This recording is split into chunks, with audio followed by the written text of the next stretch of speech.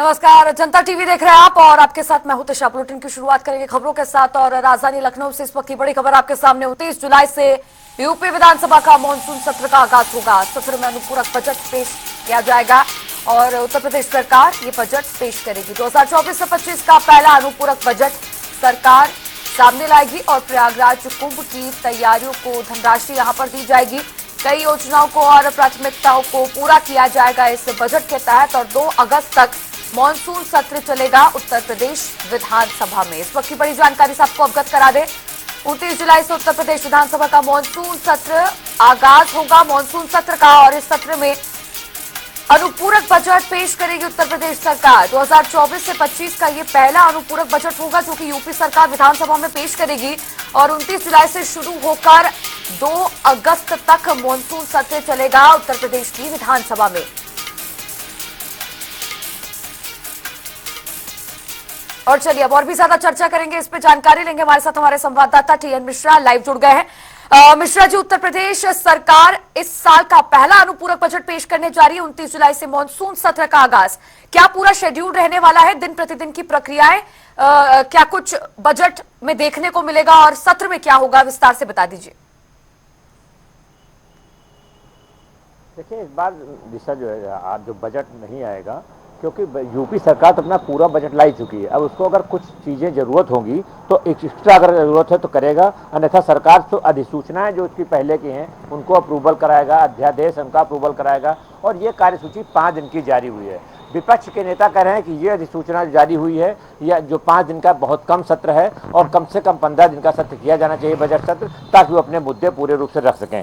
लेकिन यहाँ तक सत्ता पक्ष की बात, उसका कहना ज़्यादा जो है कोई बजट में काम नहीं है। पहले दिन 29 जो है सोमवार पड़ेगा 29 जुलाई को, तो उस दिन औपचारिक कार्य, अध्यादेश, अधिसूचनाओं, नियमों का सदन में पठन रखा जाएगा और विधेयकों का पुनर्स्थापन होगा और अन्य कार्य कोई होगा तो दूसरे दिन विधायी कार्य और होंगे और इसका सेकंड हाफ में कार्य को है तो बताया जाए। तीसरे दिन भी यही, चौथे दिन और 5वें दिन, तो 2 तारीख तक यही चलेगा और लगातार जो है जो विधायी कार्य हैं वही किए जाएंगे, वो जो रखे जाएंगे सदन पे और पक्ष विपक्ष जो जिसके मत होगी बात वो रखें अपनी बात। तो माना जा रहा है कि इसमें कोई ऐसी चीज़ नहीं आएगी कि सरकार जो अपने पुराने जो अध्यादेश लाई है या जो विधायी कार्य उसके पेंडिंग हैं तो ये 5 दिन में अप्रूव करा लेगी और उसके बाद मानसून सत्र खत्म हो जाएगा। वहीं विपक्ष के नेताओं का सीधा कहना है कि मानसून सत्र बहुत कम है, सरकार सिर्फ जल्दबाजी कर रही है और 5 दिन में कुछ नहीं होगा, सत्र 4 ही दिन का माना जाए कि अगर कोई विधायक की डेथ हो गई तो उसके पहले दिन जो है उसके कंडोलेंस हो जाएगी तो आधा दिन उसमें चला जाएगा, अंतिम दिन जो होता है आधा दिन ही होता है काम।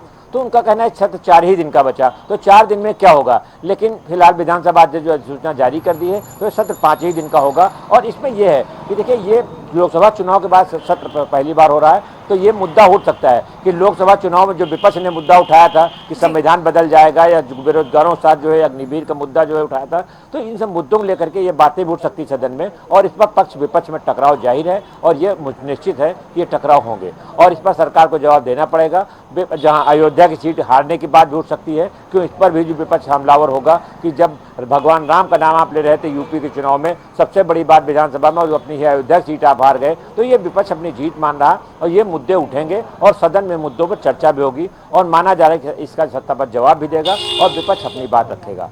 तो ये पूरे रूप से 5 दिन का जो है विपक्ष का और सत्ता पक्ष का टकराव संभव है। लेकिन अभी इतना जरूर है कि सत्र में कुछ ऐसा खास नहीं होने वाला है क्योंकि जो विधायी कार्य हैं और जो अधिसूचनाएं हैं, जो उनके पेंडिंग काम हैं, वो अप्रूवल लिए जाएंगे और अगर कुछ सरकार को लगता है कि कोई योजना चल रही है और उसके लिए बजट की कमी है तो वो भी लाएगी और उन योजना का एक अनुपूरक रूप से बजट पास करा लेगी ताकि जो है काम जो है अप्रैल तक आराम से कर सके और अगले सत्र तक उसका काम चल जाए। जी दिशा, बिल्कुल बिल्कुल मिश्रा जी, तो वार पलटवार निश्चित तौर पर मॉनसून सत्र के दौरान देखने को मिलेगा। कई योजनाएं, प्राथमिकताएं उत्तर प्रदेश में अमल में लाई जाएगी। फिलहाल आपका बहुत बहुत शुक्रिया जुड़ने के लिए और यहाँ रुकेंगे एक छोटे से ब्रेक के लिए, फौरन हाजिर होंगे।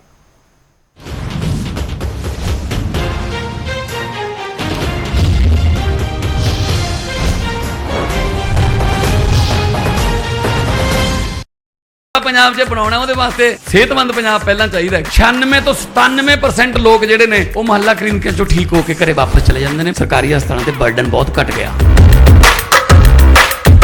ਮੁਹੱਲਾ ਕਲੀਨਿਕ ਜਿਹੜਾ ਬਣਿਆ ਹੋਇਆ ਉਹਦੀ ਬਿਲਡਿੰਗ ਬਹੁਤ ਅੱਛੀ ਬਣੀ ਹੋਈ ਹੈ, ਉੱਥੇ ਸਭ ਤਰ੍ਹਾਂ ਦੀਆਂ ਫੈਸਿਲਿਟੀਆਂ ਦਿੱਤੀਆਂ ਹੋਈਆਂ ਸਰਕਾਰ ਵੱਲੋਂ। 2 ਹਫ਼ਤੇ ਤੋਂ ਖੰਘ ਨੇ ਬਹੁਤ ਪਰੇਸ਼ਾਨ ਕਰਿਆ ਤੇ ਜੀ ਮੈਂ ਪਹਿਲਾਂ ਬਾਹਰ ਪ੍ਰਾਈਵੇਟ ਦਵਾਈ ਲੈਂਦਾ ਰਿਹਾ, ਫਿਰ ਇੱਥੇ ਆ ਕੇ ਲੱਤੀ ਜੀ ਟੈਸਟ ਫ੍ਰੀ ਹੋਇਆ, ਇੱਥੋਂ ਮੈਂ ਠੀਕ ਹੋ ਗਿਆ, ਹੁਣ ਮੈਂ ਠੀਕ ਹਾਂ ਬਿਲਕੁਲ। शानदार ਮੁਹੱਲਾ ਕਲੀਨਿਕ ਹੈ, ਸਫਾਈ ਹੈ ਔਰ ਡਾਕਟਰ ਉਹਨਾਂ ਦੀ ਜਿਹੜੀ ਦਵਾਈ ਲਿਖਣੀ ਹੈ ਉਹ ਕੰਪਿਊਟਰ 'ਚ ਐਡ ਕਰ ਦਿੰਦੇ ਨੇ, ਜਿੱਥੇ ਦਵਾਈ ਲੈਣੀ ਹੈ ਉੱਥੇ ਤੱਕ ਕੰਪਿਊਟਰ ਪਹੁੰਚ ਜਾਂਦੀ ਹੈ, ਟੋਟਲ ਪੇਪਰਲੈਸ ਹੈ। ਮਾਨ ਸਾਹਿਬ ਨੇ ਬਹੁਤ ਵਧੀਆ ਉਪਰਾਲਾ ਕੀਤਾ, ਵਧੀਆ ਕੰਮ ਕਰਿਆ ਸਰਕਾਰ ਨੇ, ਗਰੀਬਾਂ ਦਾ ਭਲਾ ਕਰਤਾ। ਪੰਜਾਬੀ 'ਚ ਕਿਹਾ ਜਾਂਦਾ ਹੈ ਬਾਕੀ ਦੇ ਕੰਮ ਬਾਅਦ 'ਚ, ਪਹਿਲਾਂ ਸਿਹਤ ਜ਼ਰੂਰੀ ਹੈ। ਸੋ ਅਸੀਂ ਜਦੋਂ ਸਹੁੰ ਚੁੱਕੀ ਤਾਂ ਪਹਿਲੇ ਹੀ ਸਾਡਾ ਵਿਜ਼ਨ ਇਹ ਸੀਗਾ ਕਿ ਪੰਜਾਬ ਦੇ ਵਿੱਚ ਹੈਲਥ ਟੌਪ ਕਲਾਸ ਦਾ ਇਲਾਜ ਹੋਵੇ। ਸੋ ਇੱਕ ਮੈਡੀਕਲ ਹੱਬ ਦੇ ਰੂਪ ਦੇ ਵਿੱਚ ਅਸੀਂ ਸੋਚਿਆ ਹੈ, ਔਰ ਮੈਂ ਕੋਈ ਸਾਨ ਨਹੀਂ ਕਰ ਰਿਹਾ ਤੁਹਾਡੇ ਤੇ, ਮੇਰਾ ਫਰਜ਼ ਹੈ ਜੀ ਇਹ।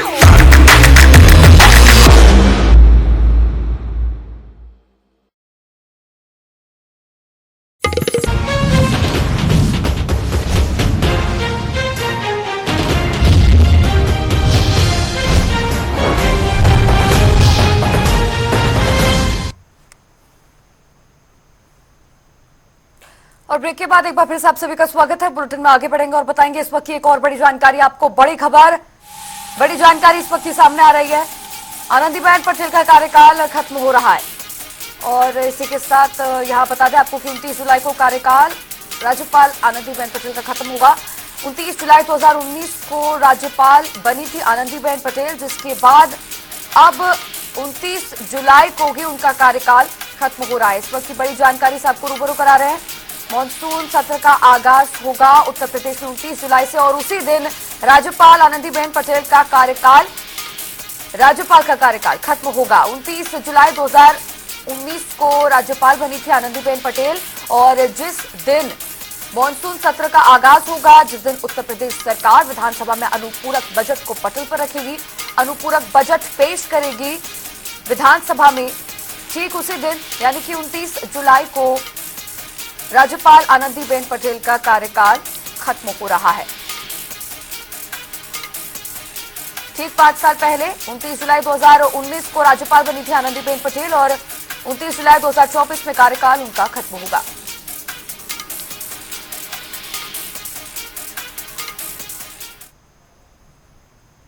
और बुलेटिन में आगे बढ़ेंगे, एक और बड़ी खबर आपको बताएंगे। राजधानी लखनऊ से इस वक्त की बड़ी जानकारी। हाईकोर्ट ने लखनऊ यूनिवर्सिटी पर हर्जाना लगाया है। विश्वविद्यालय प्रशासन पर 2 लाख रुपए का हर्जाना लगाया गया है, हाईकोर्ट ने लगाया है।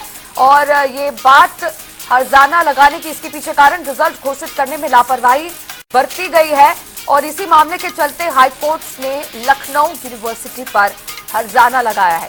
राजधानी लखनऊ से इस वक्त की बड़ी खबर, रिजल्ट घोषित करने में लापरवाही का मामला लखनऊ यूनिवर्सिटी से सामने आया है और इसी के चलते हाईकोर्ट ने लखनऊ यूनिवर्सिटी, लखनऊ विश्वविद्यालय प्रशासन पर 2 लाख रुपए का फाइन लगाया है।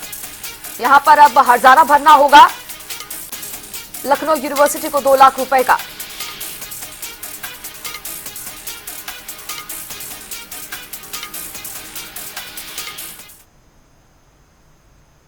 तो लगातार बड़ी खबरों का सिलसिला जारी और इसी वक्त एक और बड़ी जानकारी। सुल्तानपुर कोर्ट में राहुल गांधी पेश होंगे। 26 जुलाई को मानहानि मामले में पेश होंगे। गृह मंत्री पर टिप्पणी की थी राहुल गांधी ने, जिस मामले में अब उनकी पेशी होगी कोर्ट में मानहानि मामले के तहत और इसी मामले के तहत पेशी की जाएगी। अभद्र टिप्पणी करने का मामला सामने आया था राहुल गांधी द्वारा और देश के गृह मंत्री पर अभद्र टिप्पणी राहुल गांधी ने की थी, जिसके बाद मानहानि का केस उनके अगेंस्ट दायर किया गया था और इसी के तहत सुल्तानपुर कोर्ट में राहुल गांधी को अब पेश होना होगा। 26 जुलाई को मानहानि मामले में राहुल गांधी की कोर्ट में पेशी होगी और गृह मंत्री पर जिस दौरान राहुल गांधी ने अभद्र टिप्पणी की थी, उसी के अगेंस्ट अब 26 जुलाई को मानहानि मामले के तहत पेश होंगे राहुल गांधी सुल्तानपुरी कोर्ट में। यानी कि कल के दिन सुल्तानपुर कोर्ट में पेश किया जाएगा राहुल गांधी को मानहानि मामले के तहत। गृह मंत्री पर अभद्र टिप्पणी करने के मामले में मानहानि का केस राहुल गांधी के खिलाफ दायर किया गया था।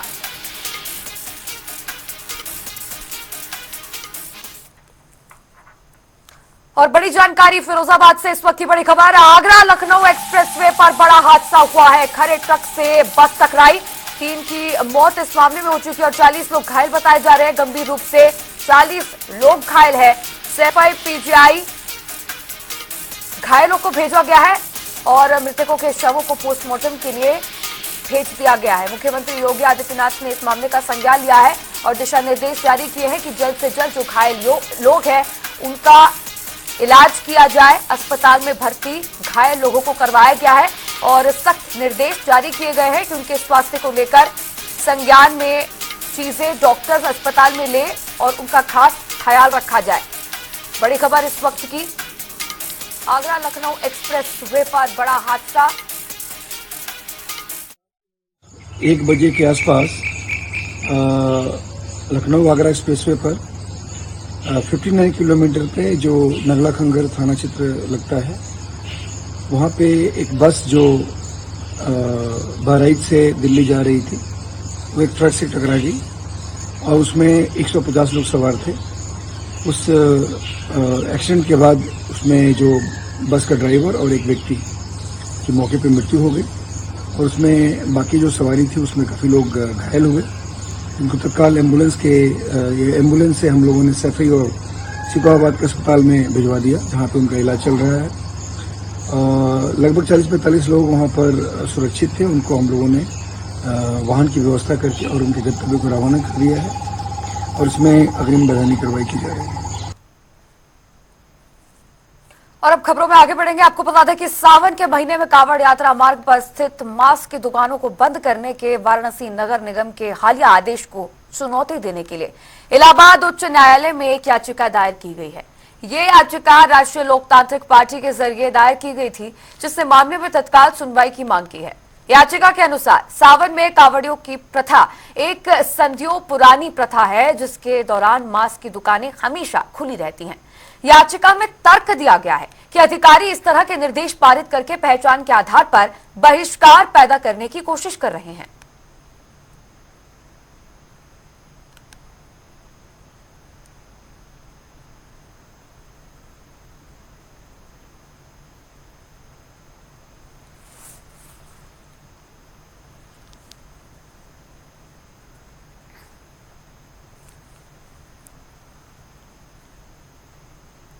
और बुलेटिन के बीच एक बड़ी खबर सामने आ रही है। इस वक्त की बड़ी जानकारी, पुलिस भर्ती परीक्षा की नई तारीखों का ऐलान हो चुका है। 23, 24, 25, 30 और 31 अगस्त को परीक्षा होगी। अगस्त में 5 दिन पुलिस भर्ती परीक्षा होगी। इन नई तिथियों का ऐलान किया गया है। सिपाही के 60,244 पदों पर यह भर्ती होगी।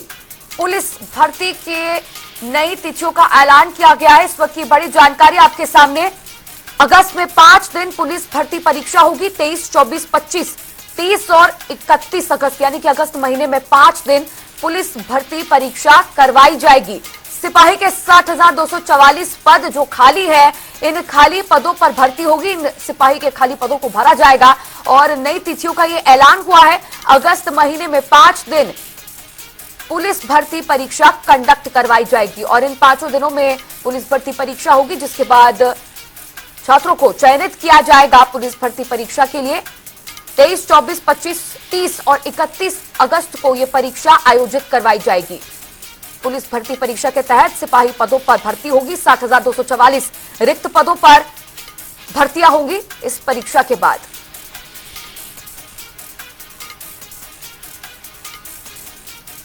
अगस्त में 5 दिन पुलिस भर्ती परीक्षा कंडक्ट करवाई जाएगी और 5 दिन पुलिस भर्ती परीक्षा के बाद सिपाही के खाली 60,244 पदों पर भर्ती होगी। पुलिस भर्ती परीक्षा की नई तारीखों का यह ऐलान हुआ है।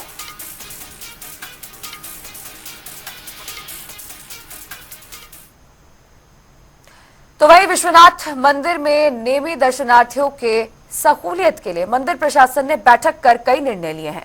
साथ ही नेमी भक्तों को कोई दिक्कत ना हो, इस पर बातचीत कर सुविधाएं भी बनाई गई हैं।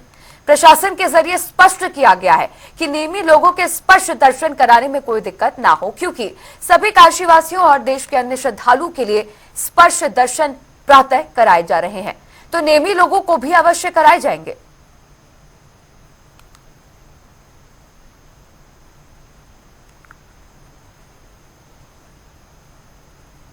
तो इस बुलेटिन में फिलहाल मेरे साथ इतना ही। रुकेंगे एक छोटे से ब्रेक के लिए, फौरन हाजिर होंगे कुछ और खबरों के साथ।